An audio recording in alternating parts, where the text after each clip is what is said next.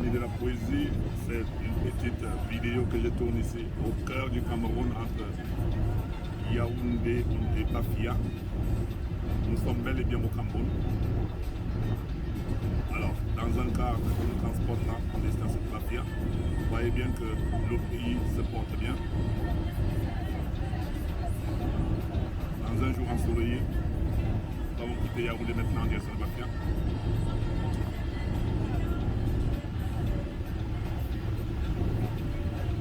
La verdure, les enfants qui rentrent de classe, les fruits, le temps des fruits.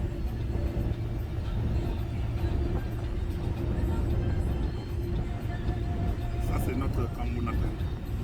Bonjour et bienvenue à cette nouvelle édition du Petit Coin de la Poésie. Poème du jour, l'inspiration. L'inspiration est la source vivante de la vie. C'est l'œuvre du génie qui en nous sommeille. Elle vient parfois combler nos envies, chacun a des rêves, sa propre corbeille. L'inspiration se dévoile en travaillant, un pas mal fait ou non entraîne d'être pas nouveau.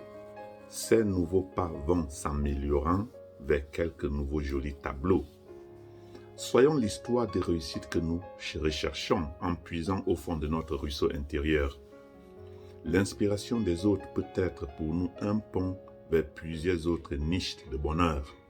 Les défaites d'hier font l'homme de demain si on sait s'inspirer des leçons du passé. Qui est quelquefois tombé sait où mettre la main. L'essentiel est de ne point décrocher. L'inspiration est comme une étoile filante qui illumine l'artiste de créativité, dont l'éclat éphémère s'en va mourante avec son temps d'activité. Chacun d'entre nous est quelque part un artiste.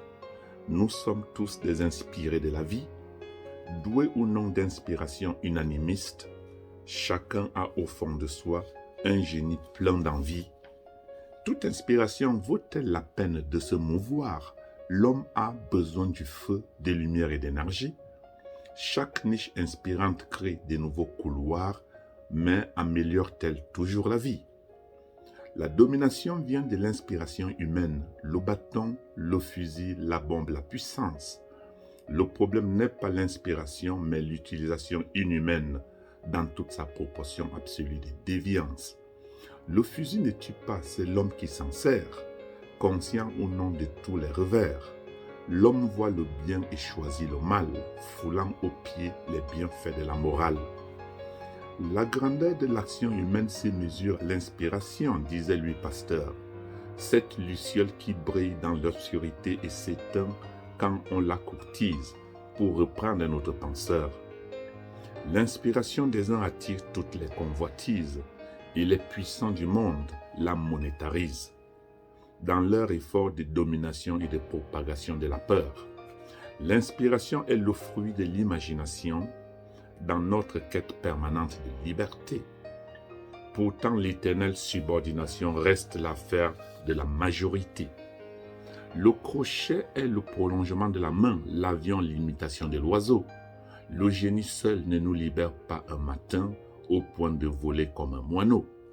Le rapport de force est régi par d'autres lois, aux mains de quelques mauvais esprits qui règnent dans tous les bois au point de nous pourrir la vie. Les grandes puissances dictent leurs lois, les petits suivent, sinon crèvent. Leur inspiration manque la foi de pouvoir accomplir leurs rêves. L'imagination provient de l'esprit, l'inspiration du cœur et l'invention des mains, disait Taïan. Qui contrôle l'invention contrôle l'inspiration, mais c'est toujours avec l'esprit qu'on peut renverser le rapport des choses. La Chine l'a très vite compris. Trouvons la formule d'une nouvelle poésie avec le sourire aux lèvres et l'esprit aguerri. Alors, c'était Négus Ben Simon pour une nouvelle édition du Petit Coin de la Poésie. Je vous souhaite une agréable fin de journée. Au revoir et à très bientôt.